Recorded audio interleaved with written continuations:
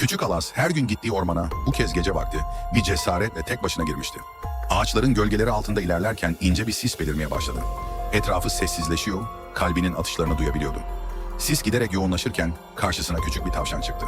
Alas tavşana yaklaştığı sırada vücudunda garip bir sıcaklık hissetti. Elleri titredi, gözleri karardı ve içinde tarif edemediği bir güç harekete geçti. Gözleri kocaman açıldı, bedeni kontrolünden çıkıyor, bir yaratığa dönüşüyordu. Tavşan kaçmak istese de artık çok geçti. Alaz pençeleri ve sivri dişleriyle tavşana doğru hamle yaptı.